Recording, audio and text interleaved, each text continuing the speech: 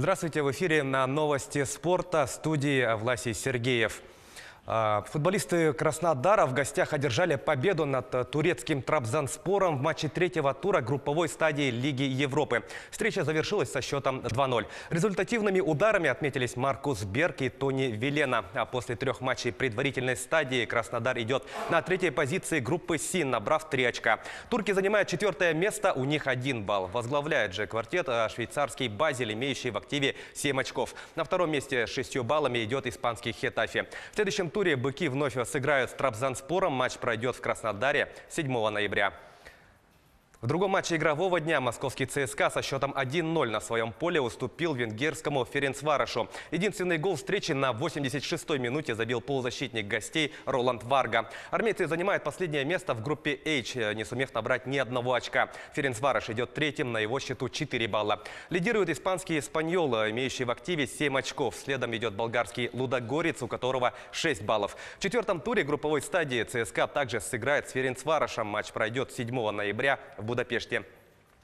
Сборная России по футболу поднялась с 42-го на 37-е место в рейтинге FIFA. В 2019 году подопечная Станислава Черчесова провела 8 матчей в рамках отборочного турнира чемпионата Европы, одержав 7 побед при одном поражении. Команда России по 2 раза выиграла у сборных Казахстана, Кипра и Шотландии. Еще одна победа была одержана над футболистами из Сан-Марино. Единственное поражение россиянам нанесла сборная Бельгии, которая продолжает возглавлять рейтинг FIFA. На второй позиции идет команда Франции. Тройку лидеров замыкают бразильцы. В следующем отборочном матче Евро россияне сыграют с бельгийцами. Встреча состоится 16 ноября в Санкт-Петербурге.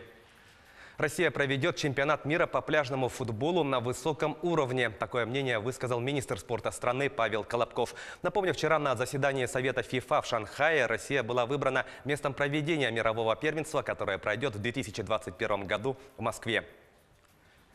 Россия прошла большой путь по развитию пляжного футбола и заслужила право проведения чемпионата мира. Уверен, что турнир будет проведен на самом высоком уровне, станет ярким и запоминающимся событием для его участников и болельщиков, которые вновь увидят гостеприимство российской столицы, как это было на чемпионате мира по футболу 2018 года, сказал Колобков. Конор Макгрегор проведет следующий поединок под эгидой UFC 18 ноября в Лас-Вегасе. Об этом ирландец заявил вчера на пресс-конференции в Москве.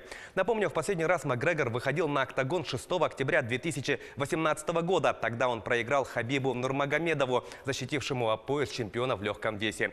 После этого поединка завязалась драка с участием членов команд бойцов. В итоге ирландец был дисквалифицирован на 6 месяцев, а россиянин на 9. В данный момент на счету 31-летнего Макгрегора 21 победа и 4 поражения.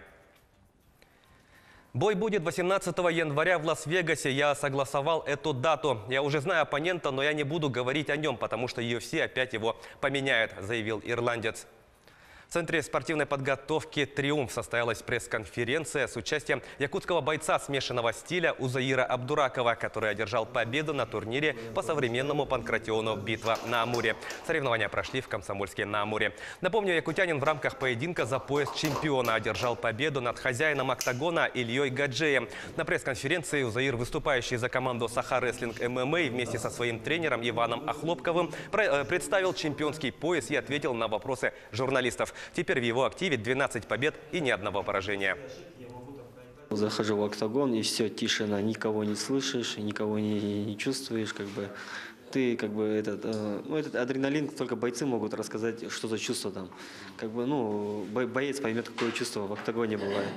И все, ты тишина, никого не чувствуешь, и ты знаешь, ты хорошо трудился, потел, много крови, много пота проливал, ты готов к этому бою и выходишь на бой и делаешь свое дело.